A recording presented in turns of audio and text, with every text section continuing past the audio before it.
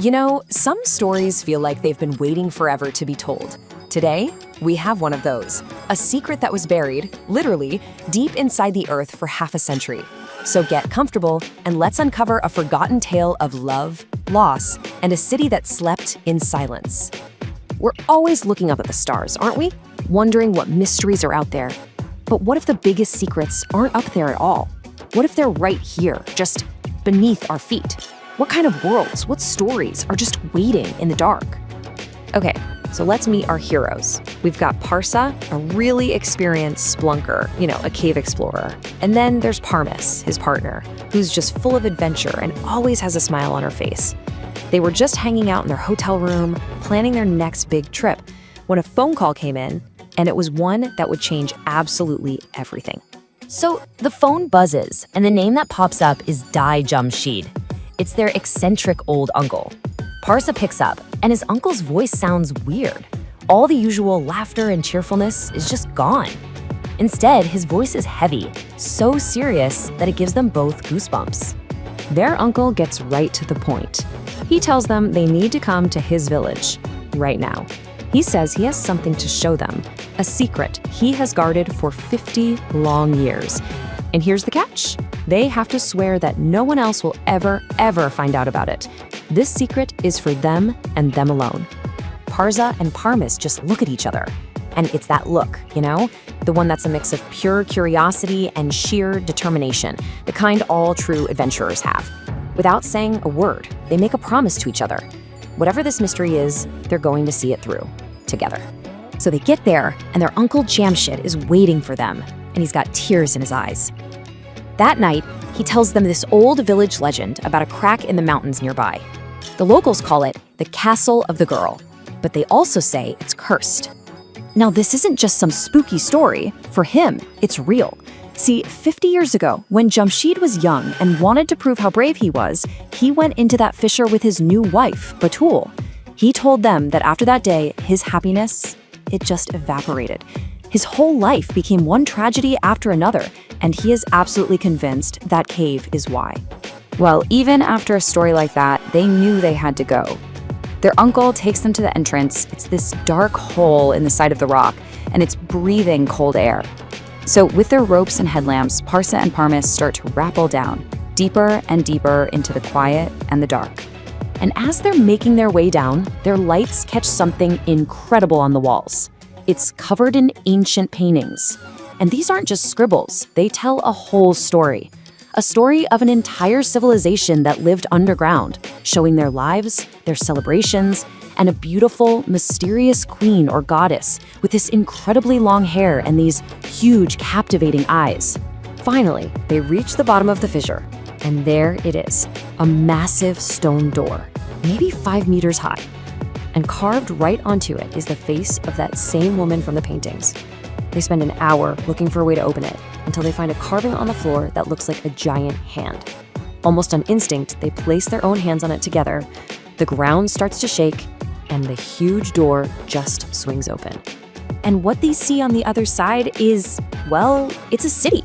A whole magnificent, silent city carved right out of the rock, stretching on and on into the darkness. There are houses, streets, temples. It's like an entire world just frozen in time.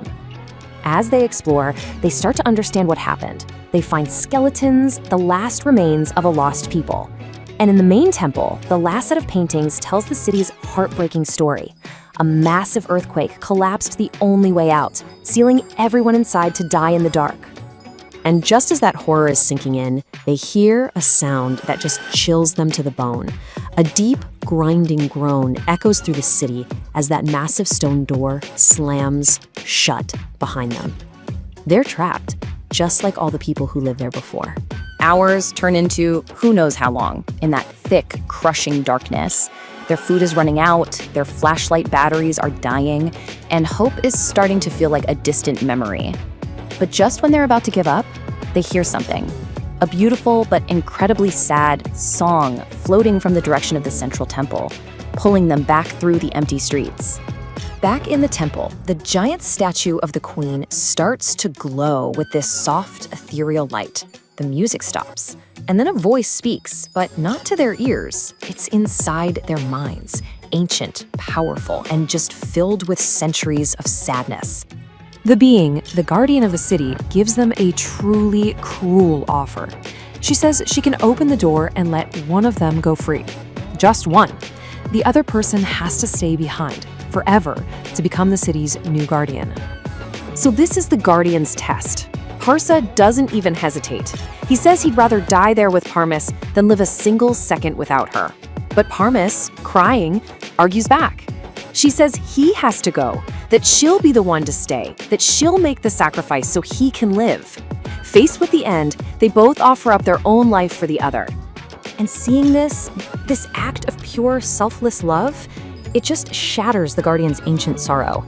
She tells them her own story, that thousands of years ago she was in love with the city's king, but he died in the earthquake. She became the immortal guardian, trapped by her own grief, just waiting. She tells them that their love reminded her of something she'd forgotten, that real love isn't about holding on, it's about letting go. So moved by their sacrifice, the guardian changes her mind. Instead of trapping one of them, she decides to free them both.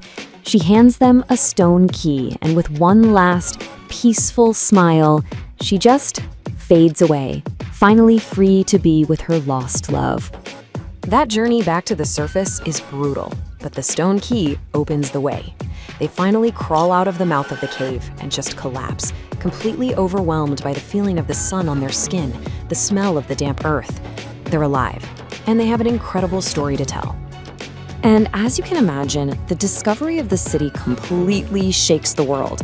I mean, it is the biggest archaeological find in a century.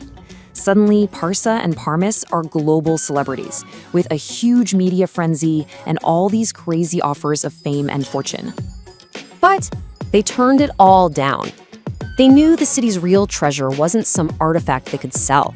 It was the story of its people, and the story of the Guardian and her eternal love. So they dedicated the discovery to all those lost souls, making sure their legacy was about respect, not about profit. And that kind of brings us to the big question at the end of all this. Parsa and Parmis found a lost city, sure, but they found something way more profound down there in the darkness. It really makes you wonder, in a world that's always chasing money and fame, what's the greatest treasure you can actually find? They chose a love that was stronger than death and a legacy that was worth more than gold. Thank you so much for joining us on this incredible journey. We'll see you next time.